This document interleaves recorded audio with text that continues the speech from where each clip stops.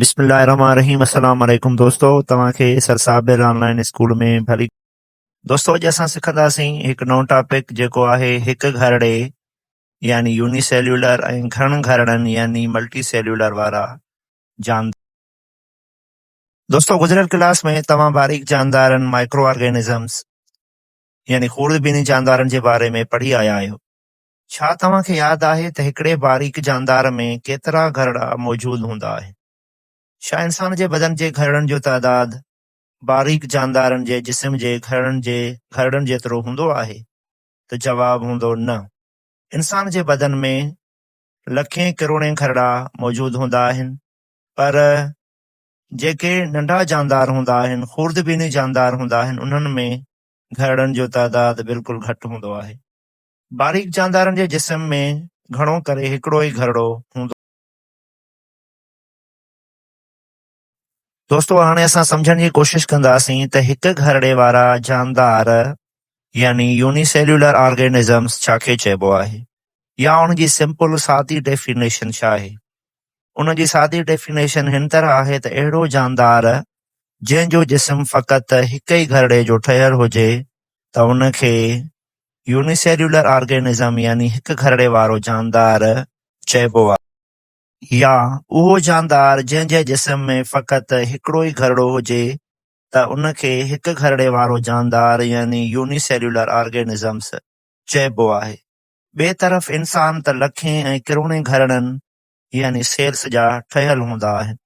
केतिरा ई ॿूटा ऐं ॿिया जानवर बि हिक खां वधीक घरड़नि जा ठहियल हूंदा आहिनि।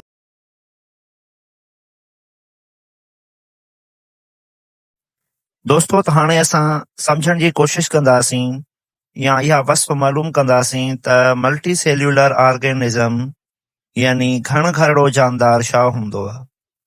उन जी सादी डेफिनेशन या वस्फ़ इहा आहे त अहिड़ो जानदार जंहिंजो जिस्म हिक खां वधीक घरड़नि जो ठहियल हुजे त उनखे मल्टी सेल्यूलर ऑर्गेनिज़म्स यानी घण घरड़ो जानदार चइबो आहे। मोज़े सामीन, इन्हनि जी डेफिनेशन यानी वस्फ़ खां पोइ असां इहो पढ़ंदासीं त हिकु घरड़े वारा जानदार कहिड़ा कहिड़ा हूंदा आहिनि, उन्हनि जूं कहिड़ियूं कहिड़ियूं ख़ासियतूं हूंदियूं आहिनि। त हिकु घरड़े वारा जानदार घणो करे पाणीअ में मौजूदु हूंदा आहिनि, यानी उहे ढंढुनि, तलाउनि, दरियाउनि, समुंडनि में ऐं पिणु घिमियल हंधनि ऐं इलाइक़नि जहिड़ोक वणनि जे थुड़नि, ज़मीन या मिटीअ में मौजूदु रहनि था।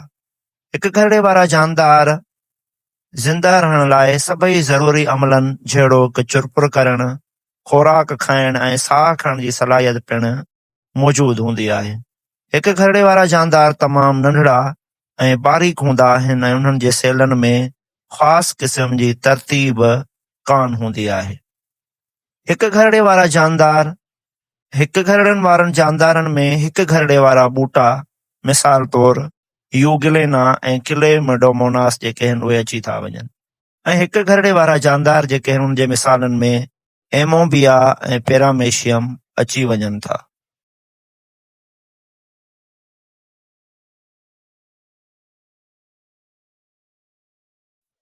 प्यारा दोस्तों, हाणे असां घण घरड़नि वारनि जानदारनि यानी मल्टी सेल्यूलर ऑर्गेनिज़म्स जे बारे में पढ़ंदासीं त उन्हनि जूं कहिड़ियूं कहिड़ियूं ख़ासियतूं हूंदियूं आहिनि ऐं उहे कहिड़नि कहिड़नि हंधुनि या जॻहनि ते रहंदा आहिनि। त घण घरड़नि वारा जानदार आम तौर ते हिकु घरड़े वारनि जानदारनि खां जिसामत यानी कद बुत में वॾा थींदा आहिनि। घण घरड़नि वारा जानदार हर हिकु खुले या सेल खे पंहिंजो ख़ासि अलॻि अलॻि कमु करणो पवंदो आहे। उन करे घण घरड़े वारो जानदार वधीक मुनज़िम हूंदो आहे। घण घरड़नि वारनि जानदारनि जा घरड़ा मुख़्तलिफ़ क़िस्मनि जा थियनि था। ही जानदार पाणीअ में जीअं हाइड्रा, मछी ऐं ख़ुश्कीअ ते जीअं बाज़, फर्न, नारेल जो ॿूटो ऐं असांजो जिस्म पिणु मल्टी सेल्यूलर ऑर्गेनिज़म्स में अची वञनि था।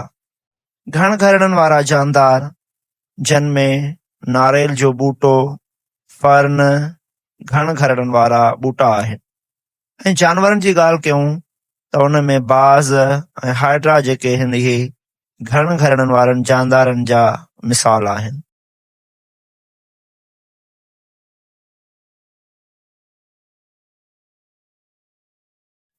प्यारा दोस्तों, अॼु असां सिखियोसीं यूनिसेल्यूलर ऑर्गेनिज़म्स यानी हिकु घरड़े वारा जानदार ऐं मल्टी सेल्यूलर ऑर्गेनिज़म्स यानी घण घरड़े वारा जानदार।